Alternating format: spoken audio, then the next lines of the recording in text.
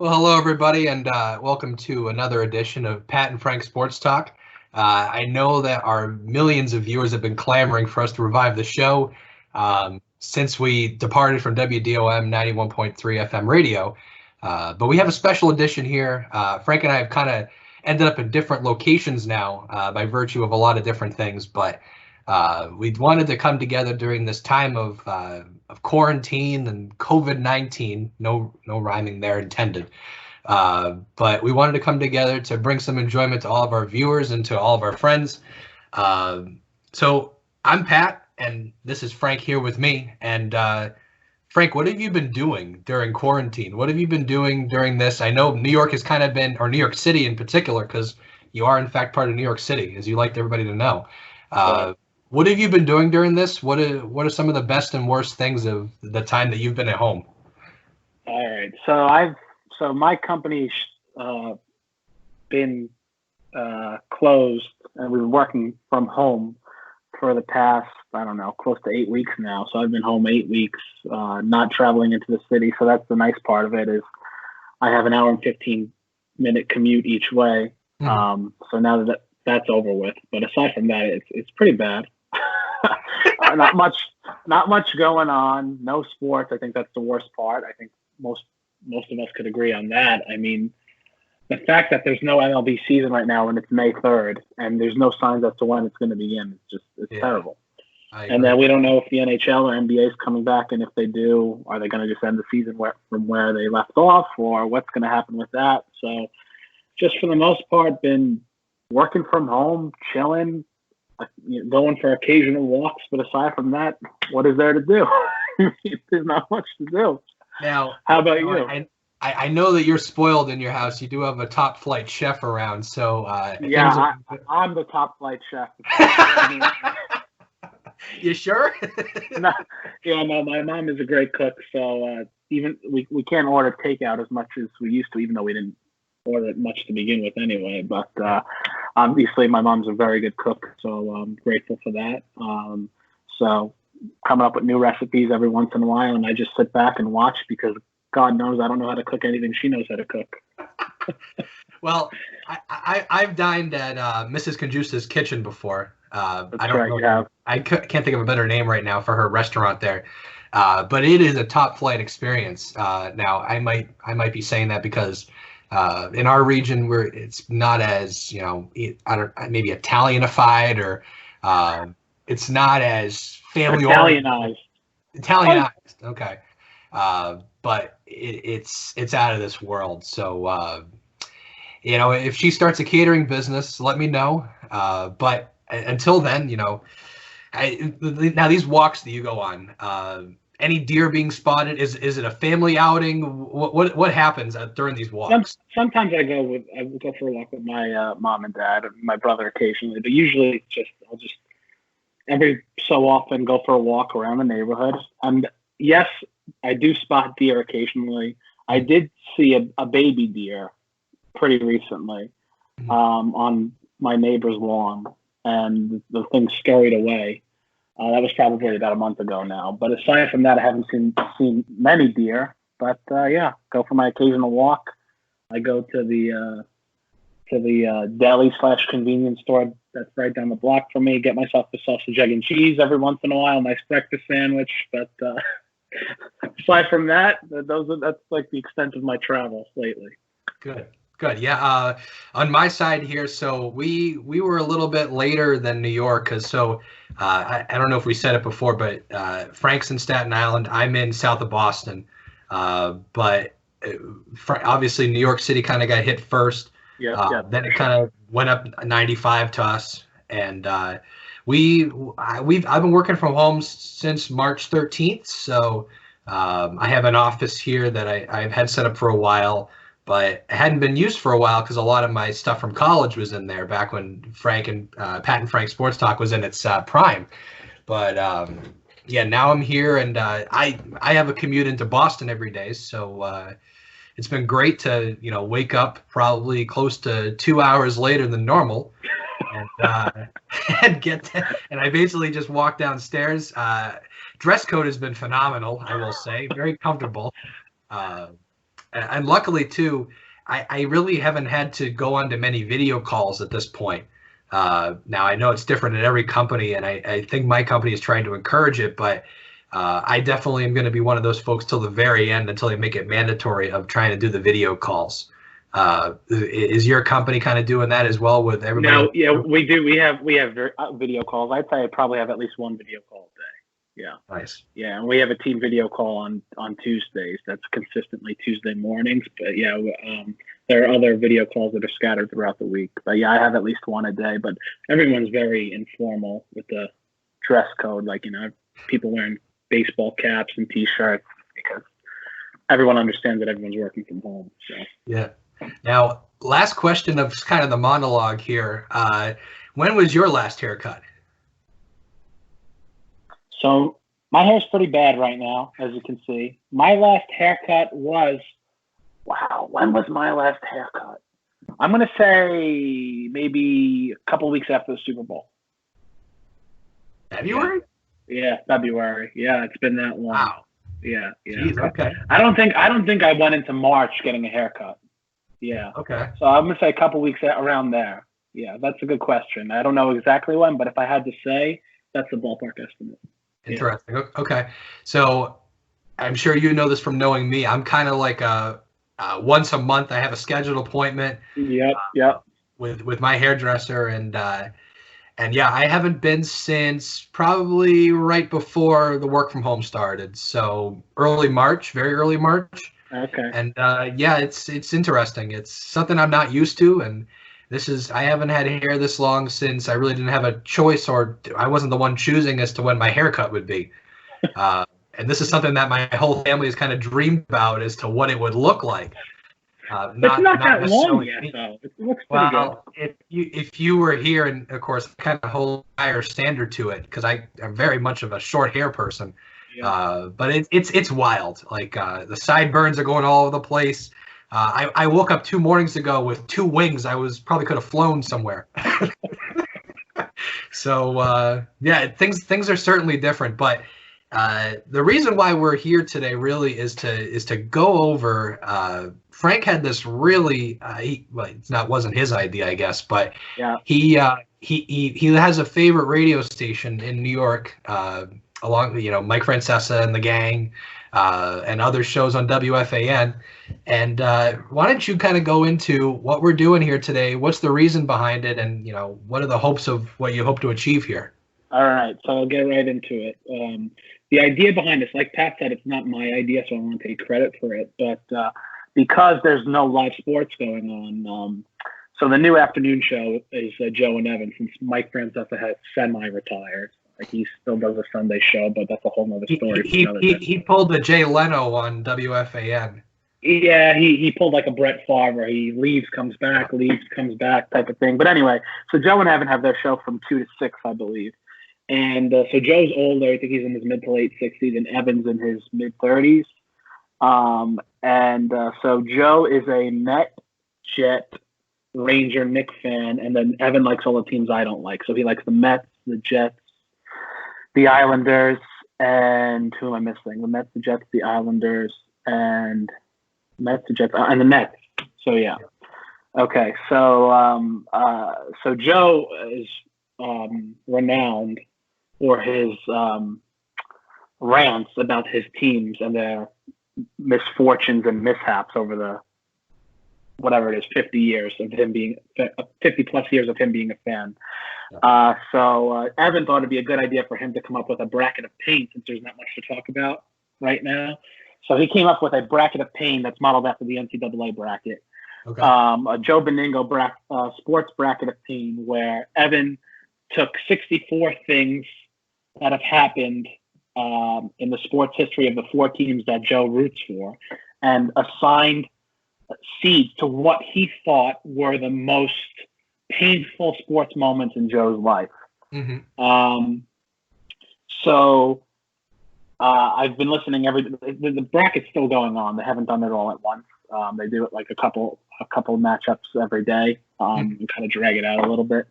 So I thought I've always, whenever I'm listening to it, I laugh, and Joe's complaining about things about the things that he complains about include like the Tom Seaver trade, the Victor Cruz game against the Jets, things like that. And so every day they go through the matchups, and then Joe will pick, a certain sports moment to advance to the next round. So I sat back and I thought to myself, gee, would it be interesting if I came up with a sports bracket thing? I think people would find that entertaining. And I said, let's make some fun out of it.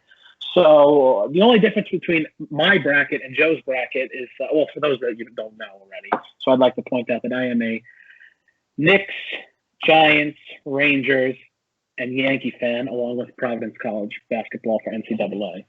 So I threw some of those in there as well. So I figured, let me come up with a list of 64 things in no particular order of painful sports moments that I've had over the past, close to 20 years. I didn't want to dive too far into things because I wanted the list to involve things that I experienced. So I think the latest I went back was 2003,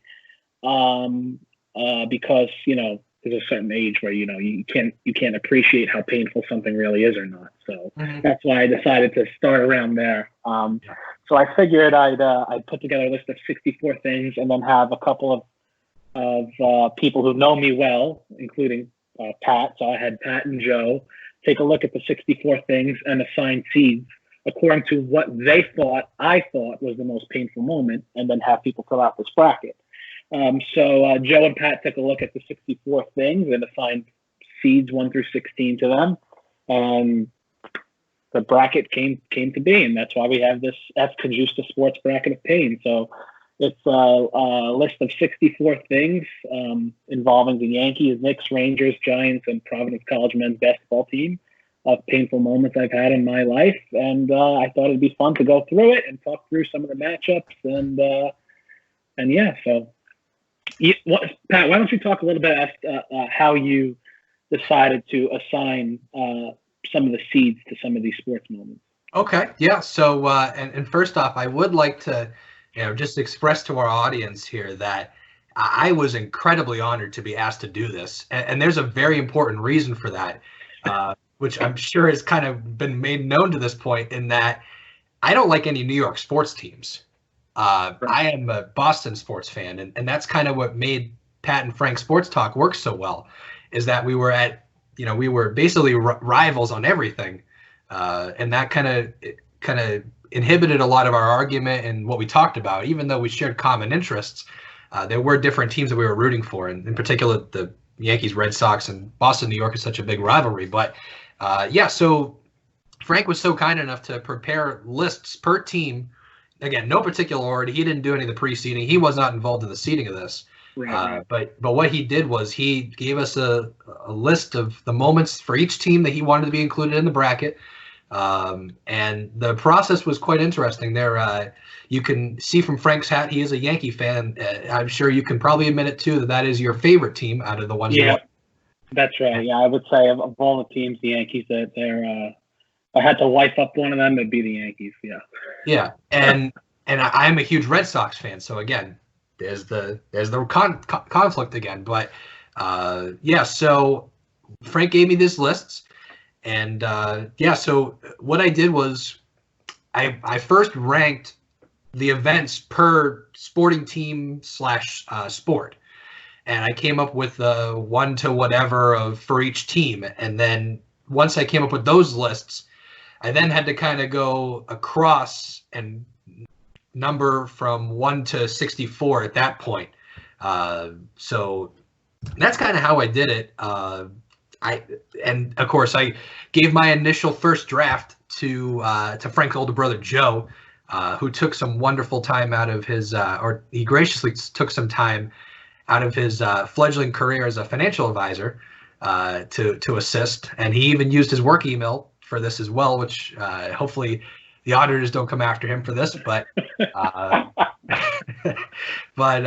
so he kind of edited a few here and there, and I have a spreadsheet on my side that details each bracket. And I also should mention too, part of this as well is that we've invited some close friends of Frank and myself and others to complete Frank's bracket.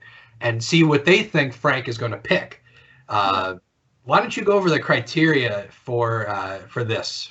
Yeah, that's a good point. So the pain, right? The whole bracket is centered around the theme of pain. So when you're looking at the bracket, I have to think to myself,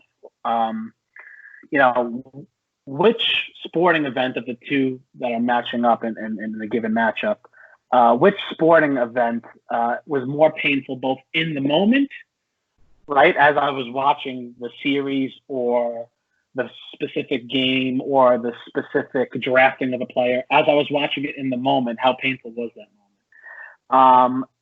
Combine the in the moment pain with looking back on the event, how painful is it? So, for example, something might have happened back in 2005 where one of my teams drafted a player. This is just an example. And at the time, I might have been, even though I was young at the time, but this is just an example. I might have been satisfied with the draft pick or satisfied with the trade, but then looking back on it, it turned out to be a disaster. So that's kind of the criteria for how I'm going to select which particular sports moment advances to the next round. And that's the way whoever I shared the bracket with, I told them to use that same approach. Okay. All right. So I think we should get into it. We don't want this video to be hours on end. I know some people have some kind of lives to live, even though we're not really doing anything these days. Right. But all right. So another fun little thing here is I will say that I don't want to interrupt you one more time. Go ahead. I will say, for the most part, you and Joe did I took a look at the seeds after I obviously didn't say this should be seeded here or there. Yeah. I took a look at the seeds. For the most part, both of you did a very good job. However, and I'll get to this later on in the bracket, there is one thing that is very poorly seeded, in my opinion. It's my bracket after all, and we'll get into why once that matchup, once we first encounter that matchup. But anyway, go ahead. Sorry. Okay, and again, you can probably blame me because I don't live in New York, nor do I really breathe this stuff. But okay, so each of the four brackets I've named after one of Frank's favorite food establishments in Staten Island. I thought that was a brilliant idea. Yeah, and of course that's something that we need right now, and we need to support local businesses. Have you done takeout from any of these places or any? Yeah, I've been ordering takeout. Obviously, careful with what I order, like in terms of picking up the food, taking it out myself, and then like making sure like the box is clean and using gloves and everything. So okay. My mom's a clean freak like that. Oh, that's okay. But anyway, it's better. Anyway, go ahead. Better to be clean than not. Okay, so. Right. Another fun thing too is I will. All right, I'll just get into it. So the first bracket is entitled the Lee's Tavern bracket. Frank, would you like to give some backstory, a short backstory about Lee's? Yeah, so Lee's is a local pizzeria / bar / tavern in Dongan Hills, which is where I grew up, and is still there till this day. There is no sign on the outside of the restaurant, so if you were passing by it, you might take a quick look and not even realize it's a restaurant because it's so renowned in Staten Island. And the pizza's great, the beer is good, and thin crust pizza, and it's just a local place that everybody goes to. Okay. Also, too, your favorite pizza or food item to get from Lee's Tavern is the clam pie. That's their best food item that they have is their clam pie, which is just a thin crust pizza pie with some mozzarella cheese on it and some chopped up clams, and there you have it. That's the best thing to get.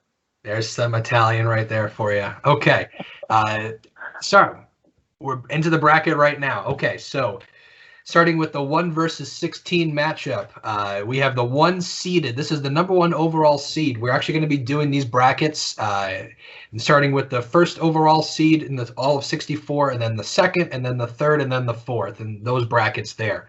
Okay, so first matchup, one of our favorite events up here in Boston, the 2004 ALCS, in which the Red Sox came back from a 3-0 deficit to defeat the New York Yankees, and Game 6 and 7 did in fact happened at that hallowed ground at Yankee Stadium, the old Yankee Stadium. This is being paired up against the 16 seed, a 2018 NCAA tournament loss by the Providence Friars to the Texas A&M Aggies, which happened out at the Spectrum Center in Charlotte, North Carolina. I think we have an idea how this is going to go, but go ahead, Frank. Yeah, so this is about as clear as it gets. Obviously, the 1 seed's going to advance. No upset here. So the 2004 ALCS, in the moment, wasn't that painful considering I was only 9 years old at the time, and I probably wasn't sitting up watching every single game because, I was 9 at the time, and, I had a curfew that I had to abide by. But, of course, the pain of being up 3-0 and winning each of the first 3 games in decided fashion and then blowing a 3-0 lead to the Red Sox. And not only, was the series just a complete choke job by the Yankees, but looking back on the series, the Red Sox have since won 4 titles and the Yankees have only won 1. Mm-hmm. So clearly, right. So clearly the 04 ALCS, and who knows if the Yankees advance past, if they defeat the Cardinals, if they advance past the Red Sox in 04, there's probably a good chance they do beat the Cardinals, but there's no way to know for sure. But that's just a minor portion of the whole sports moment. So obviously the 1 seed advances. The 2018 NCAA tournament loss to Texas A&M. That was my graduate school year, right? That's right. Yeah, that was the year after we graduated. 2018. Yeah, 2018. Well, there's the year right there, obviously. Yeah, so it's 2018. That was just one of many first round losses for the Friars. So clearly the 1 seed advances. Yeah. All right, so we're going to go to the 8-9 matchup right now. The 8 seed, this is actually a New York Rangers bout right here. Both events are New York Rangers events. The 8 seed is the 2017 second round loss to the Ottawa Senators against the 9th seeded 2013 first round loss to the Bruins. Interesting setup for you here. Which was more painful for you, Frank? All right, so this is obviously a little bit more of a difficult decision, but I still think it's pretty easy. Yeah. So to me, the 2017 second round loss to the Senators is more painful. Okay. Number one, and this is, thank God, the 2013 first round loss to the Bruins. I wasn't at Providence College yet. Thank God for that, because I wouldn't have been able to put up with that. So that happened in the spring. And we didn't start our freshman year till the fall, so I wasn't yet at PC yet, surrounded by New England/Boston fans. So that eases the pain a little bit. But the painful thing about that series, it was kind of like a coming out party for Torrey Krug. I just remember him scoring a ton of goals in that. Torrey Krug is behind me right there. There you have it. So there's Torrey Krug. Who knows how much longer he'll be with the Bruins? But as of right now, I know, man. Anyway. The 2017 second round loss to the Senators, that was pretty painful. There was one particular game, I can't remember which game exactly, but J.G. Pageau had like 4 goals in a game. And the game went into overtime, and the Rangers probably were the better team in that series. So that was kind of hard to swallow. So the Senators ended up advancing past the Rangers and facing the Penguins in the Eastern Conference Final, and actually forced them to 7 games. But the Penguins moved past them. So I don't know if the Rangers would have gotten past the Penguins. They actually had been knocked out by the Penguins the previous year also, so that would have been tough. I think the Penguins kind of destined to win the Cup that year as well. So it's pretty clear that the second round loss to the Senators in 2017 advances past the Bruins loss in 2013. Okay. Moving on to the 5-12 matchup, we have a 5-seeded Providence Friar event versus a 12-seeded Yankee event, or lack thereof Yankee event. Okay, so the 2017 NCAA tournament loss in the first 4 to the USC Trojans by the Friars is our 5 seed paired up against the 12th seeded. The lack of Cliff Lee signing with the Yankees. He actually signed with the Phillies after the 2010 season. So for you, what do you think was more painful? Boy, this one is tough. This one is very tough. So the 2017 NCAA tournament, that was the first 4 game. and you were there, right? So I should preface to all of our viewing audience here, our millions of viewers, that I was a member of the pep band, and as part of that, I did get to see all the NCAA tournament games. I traveled with the team, and this was our senior year. This was kind of a disappointing end of the season. There'll be an event at the bottom of this bracket where we lost to Creighton in the Big East tournament. And that kind of set up this game where we were playing USC. The year prior in 2016, we had beaten USC in Raleigh in an 8-9 matchup in the NCAA tournament. And it just so happened somehow that we played USC the next year. And this game was not to influence your decision or whatnot, but the Friars were up at halftime. Right, yeah, I was going to get into that. Of course. Yeah, and they kind of lost everything in the second half. Yeah, so as Pat alluded to, the Friars were up, I don't know how many points it was. They were up. What was that? At least 15. Yeah, it was a substantial double-digit lead at the half. Yep. I think all Friar fans had mentally penciled in the win and figured that they would advance past that first four game, or as I like to call it, the slash game. But it turned out not to be the case because they blew it. Again, one of many first-round exits for the Friars during our Providence College career. Yeah, and if I may just jump in here, the other thing about this game, too, was with us being part of the traveling party there, if you're in the first four, you have to go play another team in basically 2 or 3 days after the game.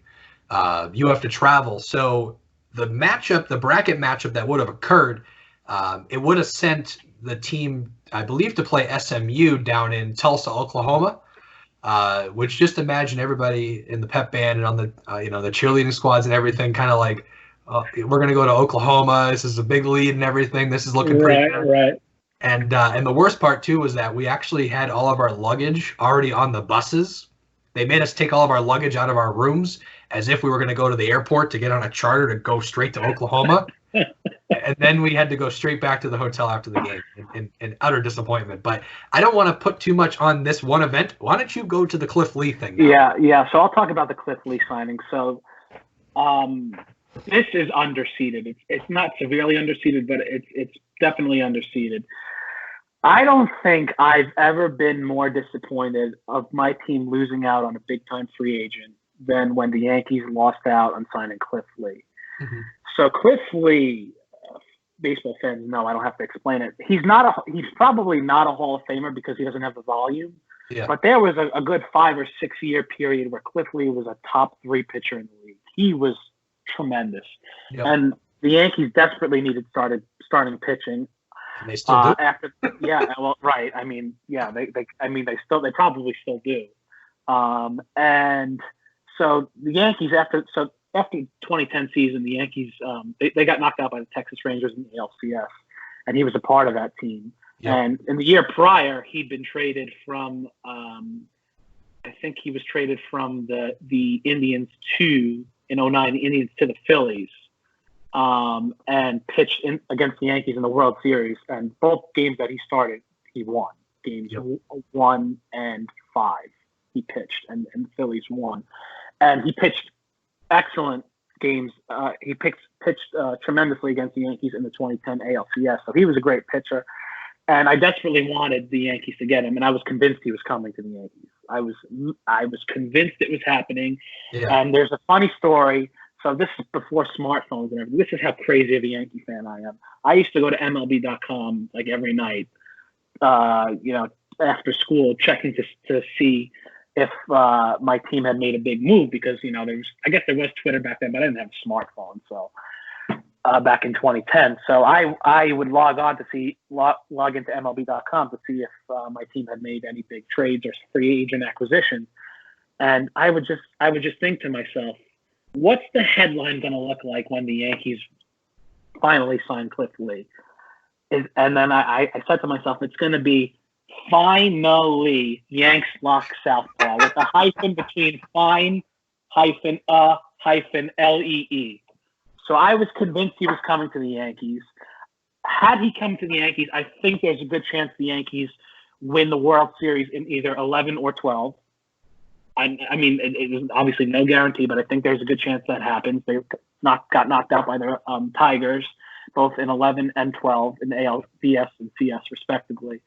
And the Yankees had tried to acquire Cliff Lee via trade during the 2010 trade deadline, but Cashman didn't want to include Eduardo Nunez in that trade, so the deal fell apart, supposedly. Looking back. So they had a couple opportunities to get Cliff Lee, never did. I think had they gotten Cliff Lee, they would have won another World Series. That's just what the gut tells me. So as painful as the 2017 NCAA tournament loss was, the Cliff Lee signing with the Phillies have to move on to the next round. All right. Yeah. So that's probably that's our first upset so far. Yeah, I had a feeling that would be. Looking back on it, I think I definitely see what you mean about it being underseeded, but there was a criteria I had for this. I'm not going to go into it because I don't want to kill a lot of time. But basically, I think the rationale behind this was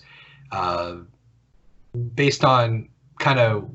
Oh, I'm just trying to think. So, like the 2004 ALCS kind of more had a longer lasting impact. Right. Yeah. Things did, and that's kind of how I did this. Okay, that makes sense. But yeah. So, okay, so we're moving on to the 4 versus 13 matchup now. We have a Knicks versus Giants battle. The 4-seeded Knicks hiring of Phil Jackson at president of ops. Is that right? Yeah. So he wasn't given the title of GM, but he acted as a GM. So I think he was listed as a team president, but he called the shots. Yeah. And this was against the 13th seeded, and somehow this is related to the Giants, Super Bowl 49 win by the Patriots over the Seahawks, the Malcolm Butler interception. I guess maybe could you explain why this got entered into the bracket? Yeah, so there are some things that aren't directly related to my team, but were still painful for me related to the NFL, NHL, NBA, or MLB. Yeah. So there are a few of those sprinkled in that aren't directly related to my team. So this is one of those moments where obviously I was rooting hard against the Patriots back during Super Bowl, 49, right? Yeah. 49.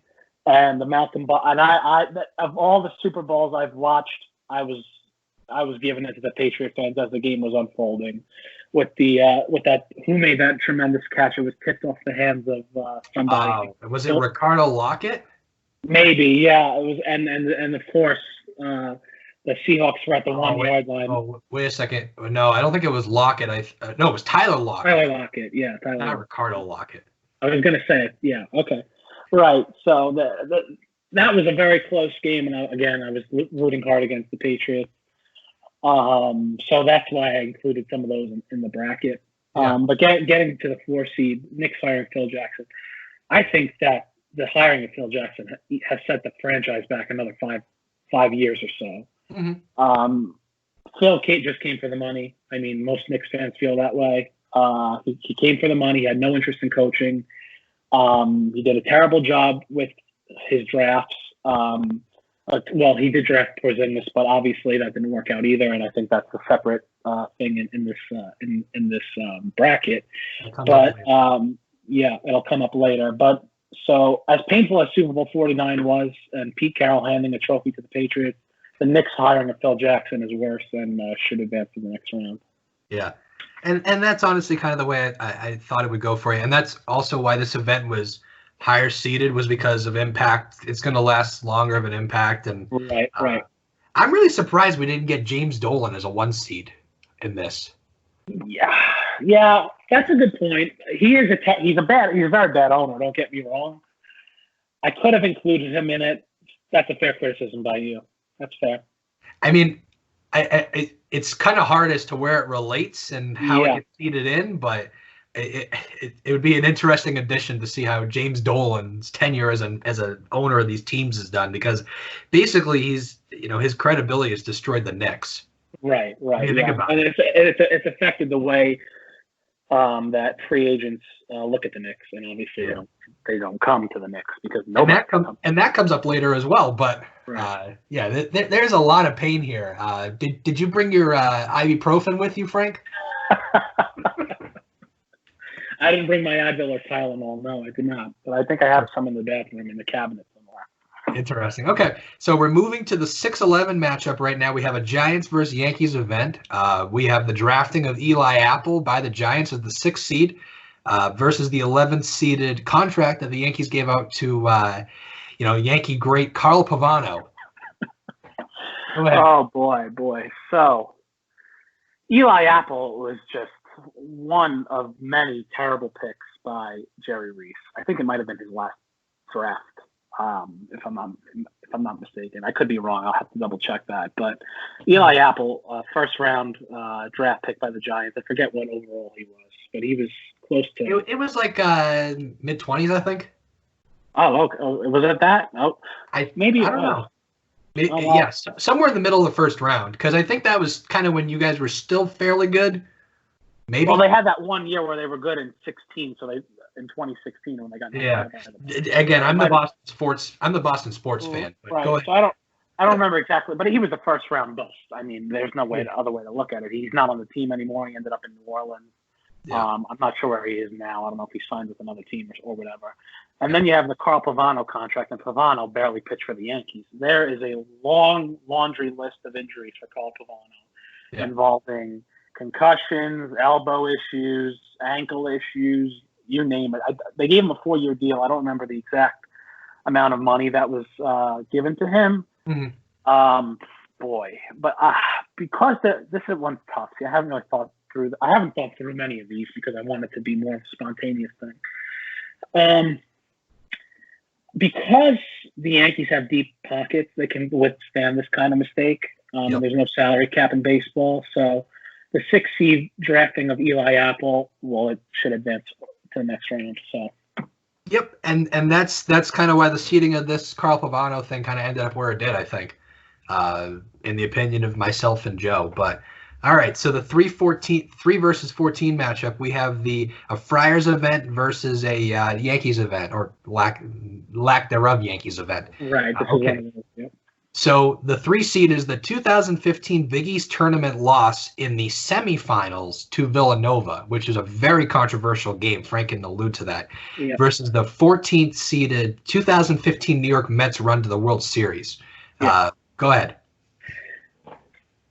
So, all right. So 2015 Big East tournament. This was a very controversial loss, as you alluded to. I was there in person. You were there in person. I was there in person with Zach. Our good friend who also was part of our radio show back in the day, a few years. So we were actually broadcasting the game for WGOM, our radio station back at Providence College, and we were live broadcasting the game. And it was a close game back and forth. Nova was a powerhouse, as they usually are. Yeah. And there was a controversial call, and I was sitting on the Chase Bridge, way up in Madison Square Garden. So this was in the city. Mm-hmm. And Brian O'Connell, right? Yep. You want me to go through the play? Yeah. So Brian O'Connell, who's a NCAA rep, he handed Nova the game with one of the worst calls in a tight, close game that I've ever seen. But go ahead, you can allude to it. So I was courtside, and so this game here, it was very back and forth at the end of the second half. It was kind of like one team takes the lead, the other. It went back and forth. And one thing I will say about the Friars under Ed Cooley is they do tend to get hot in the Big East tournament. Yeah, that's something where they're very comfortable with it. Yeah, they have a habit of playing up to the competition for sure. Yeah, they play better against the good teams. But go ahead. Yeah, so this game here. This was our sophomore year. This was the year after they had won the Big East tournament. Right. And I can go into how they got to the championship game. Basically Nova lost on a buzzer beater, and that kind of cleared the way. But so anyways, coming to this game here, the semifinals. So it was back and forth, and the Friars did have a 1-point lead, I think, at the end, within the last 10 seconds or so. And Nova was bringing the ball up the court. They had a point guard, Ryan Arcidiacono, and he was driving in towards the basket, and there was some supposed contact, which if you look at it, there really wasn't any contact. But based on the angle that Brian O'Connell had, he was running the baseline. He had the backside angle, and of course he's going to view that as there being contact. So Ben Bentel was the Friars forward, and basically Diacono kind of drew the call, really. It was a phantom. It was a phantom foul. Yeah. And usually refs have a habit of swallowing the whistle at important times in the game when there's only a few seconds left. You would think. And of course, he blows the whistle, and then Arcidiacono was a great foul shooter, right? He hit both free throws, and that was the end of the game. Yeah. So that was a very painful being there in person. They should have won the game, and most Friar fans would agree that it was robbed from them. Yeah. But talking about the 14th seed, the 2015 Mets runs at the World Series. So this is in here because I personally don't really mind the Mets too much. I enjoy watching Jacob deGrom pitch. He's one of my favorite pitchers. I love watching him compete. He was on this team. But when they were mowing through the Cubs in the NLCS back in 2015, and they swept the Cubs, they got to the World Series. And the last thing that I really don't need to see the Mets parading through the Canyon of Heroes in Manhattan. I mean, come on, we don't need that. If anyone's parading through the Canyon of Heroes, it's the Yankees. We don't need to see the Mets do that. They did that in '86. I don't want them to do it anytime soon. So had they won the World Series, it would have been more painful. And I don't want to see it. Like I said, I don't want to see a Mets parade. So clearly the 3 seed, the 2015 Big East tournament, Providence lost to Villanova, advances past the 2015 Mets World Series run. Okay. All right. Moving to the 7 versus 10 matchup. So this is a Yankees versus Giants clash here. The 7 seed is the 2015 wild card game loss to Houston. That was a shutout, was it? Yeah. Well, thanks for reminding me. Well, again, this is all about pain. Okay, so versus the 10 seed, the Miracle at the New Meadowlands, which is when Deshaun Jackson returned a punt return or a kick return? Punt return, yeah. For a touchdown. Okay, so, go ahead. Right. So I'll talk about – so both this is a pretty tough one. This is good. This is a good one. This is a juicy first-round matchup. So the 2015 wild card game, the Yankees were not expected to be playoff contenders in 2015. A-Rod was coming back from his suspension that he served all of 2014 for. They were aging at the time. None of the young baby bombers were there yet, except Greg Bird. Was Greg Bird there? Yeah, Greg Bird was there. Teixeira had a very good year, but towards the end of the year, I think he had like 30 home runs, but then like in late August broke his leg by fouling a ball off his leg, which led to the Yankees doctors blowing, they assessed him and said he was fine. And then he actually played in the game that me and my younger brother went to, and he could barely run down the first base line. And then they did another round of x-rays and found that there was in fact a broken bone. I don't even know why I'm getting into that. But so the 2015 wild card game itself, like I said, the Yankees weren't expected to be that good. So they faced the Astros, who's now, one of my favorite teams, as everyone could imagine, right? They faced the Astros, and this is during Dallas Keuchel's Cy Young year, I believe. And they faced him a couple times earlier in the year and couldn't touch him. So going into this game, I was very worried. Another thing that angers me about this game is I didn't get to watch it from the very beginning because I had class. I had business law from 7 to 9:30. So right. I watched the first part of the game. I believe Colby Rasmus hit a solo home run with Tanaka. And the Yankees could not string together. I think they could not string together hits at all. I mean, it was bad. They ended up being shut out, and the Astros advanced past the Yankees, but ended up losing in the DS to the Royals. The Miracle in the New Meadowlands, my God, the Deshaun Jackson team. This is one of the Giants' worst losses of the 21st century, probably. I mean, they were up 31-10 with 8 minutes and change left in the game. Oh, geez. Blew the game. The Eagles, this might have been in one of Andy Reid's final seasons as coach of the Eagles. I don't know if it was his final season or not. I think he might have had a couple after. And this was right in the midst of like Michael Vick. I think he might have even been MVP this year. So the Eagles always give the Giants trouble, and they were a good team, but the Giants were positioned with the win. They were going to the playoffs. It was like it would almost have been impossible for them not to make the playoffs. Got it. But anyway, So 31-10 all of a sudden becomes 31-31. Make a long story short, and the Giants run a few plays with less than a minute left, and end up not advancing the ball. They couldn't get a first down, so they have to punt it. And they punt the ball to Deshaun Jackson, who doesn't initially catch the ball. It actually glances off his hands, falls to the ground. He picks it up and runs it all the way back, and the Eagles end up winning the game as the clock expires. So the Eagles ended up winning the division that year, and the Giants did not make the playoffs. I think this is 2010, so this is the year the Packers won the Super Bowl, if I'm not mistaken. Mm-hmm. So I'm going to have to go with the Miracle at the New Meadowlands, advancing past the 2015 wildcard game, but this is a very close matchup. Okay. And I think part of my seeding here too, and is that I did rank playoff games ahead of regular season games in a lot of respects. That's a fair way to think of it. Yeah. So, for sure. All right. So so the last matchup here on our bracket is a Giants, again, Giants adjacent NFL kind of event versus a Friars event. So the 2 seed here is Super Bowl 52, in which the Eagles defeated the Patriots. And the reason why I kind of put this higher in the bracket was because I know that how mad you were at this game, because you really, first off, didn't have anybody to root for because you hate both teams. Right. And second off was the fact that the Eagles captured an NFL, a Super Bowl championship. Right. So that's the reason why this was so high, and because it was the Super Bowl. And versus the 15-seeded 2017 Big East tournament loss to Creighton, which was what we alluded to earlier. This 15-seeded event led to the 5th-seeded event in this bracket, which was the loss to USC in the first 4. So what do you think on this one? So, yeah, this one's clear. I mean, the loss to Creighton, that was not a good experience. It was our senior year. We wanted to see the Friars, make a deep run in the Big East tournament. That ended up not being the case.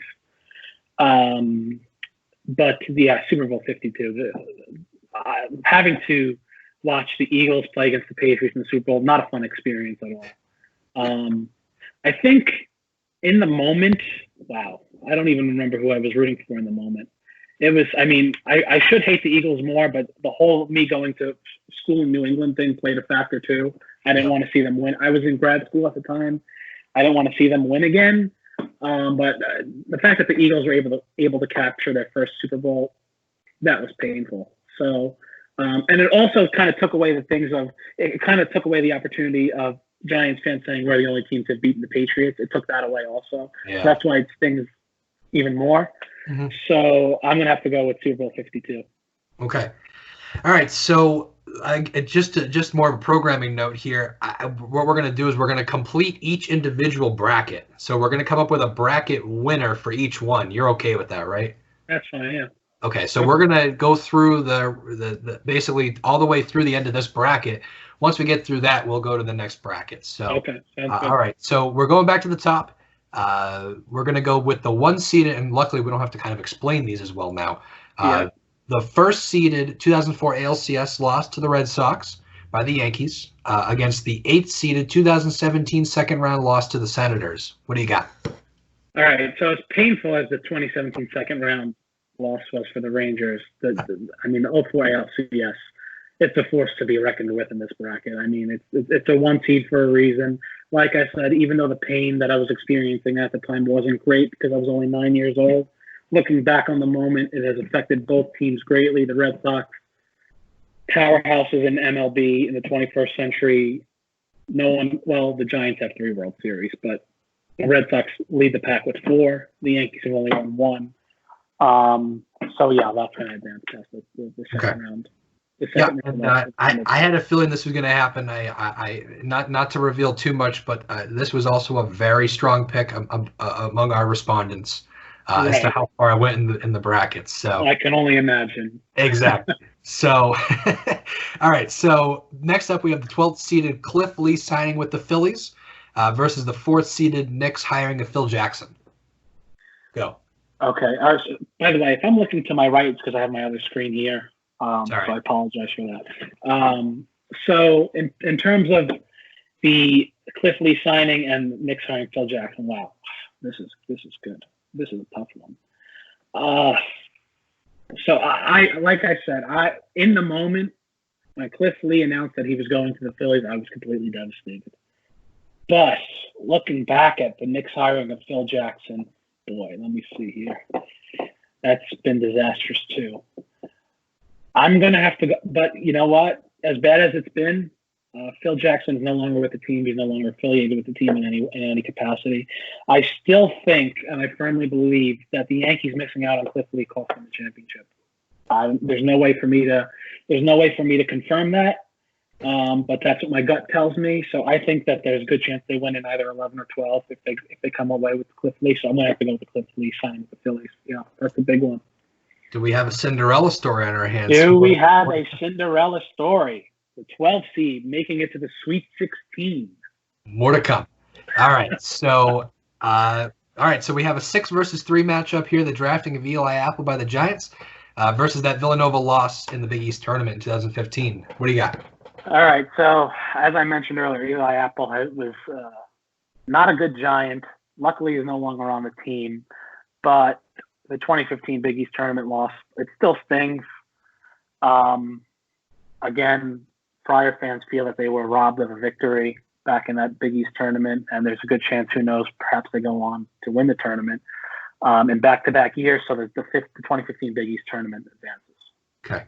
And that's kind of where I thought you were going to go too. All right, so and at the bottom of the bracket we have a Giants matchup, or NFL matchup, I guess. This is the Miracle of the New Meadowlands versus Super Bowl 52. Philly over New England. Wow. All right. So these both involve the Eagles, which is just wonderful, right, for everyone.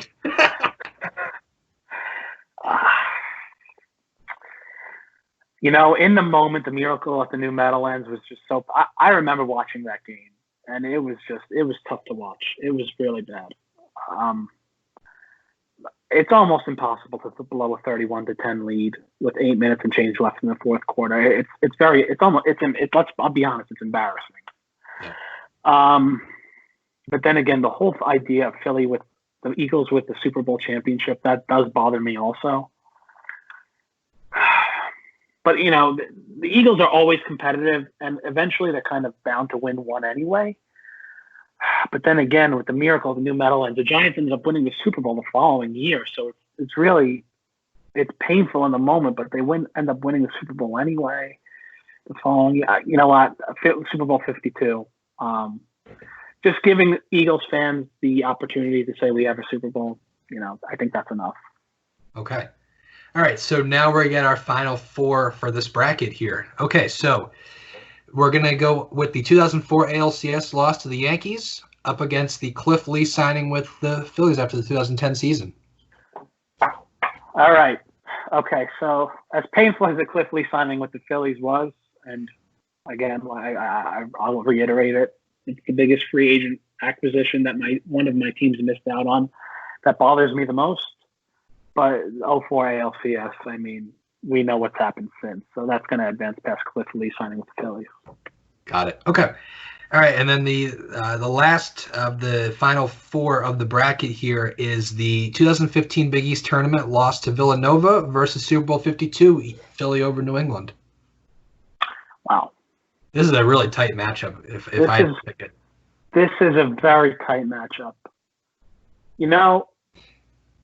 If this was the NCAA tournament and not the Big East tournament, I think with almost certainty the Providence lost to Nova advances. But because it was a Big East tournament and not the NCAA tournament, I think Super Bowl 52 is going to have to advance. Okay. And the funny thing is, that scenario you were just talking about, that based on NCAA tournament rules and the seeding and everything, that matchup probably wouldn't have happened until I think at least the Sweet 16. Right. Yeah. Which the Friars have never been close to since we've been following them. So. All right. Now the final matchup of this bracket is going to be the 2004 ALCS against Super Bowl 52. There's a heavy favorite, but what happens, Frank? All right. There's a heavy favorite, and that heavy favorite is advancing to the Final Four. The 2004 ALCS, the Yankee lost to the Red Sox. As painful as it gets. So that's going to advance. Got it. All right. So For those of you who are keeping track at home, which I'm assuming is none of you, the 2004 LCS wins the Lee's Tavern bracket and moves on to the Final Four bracket. Okay, so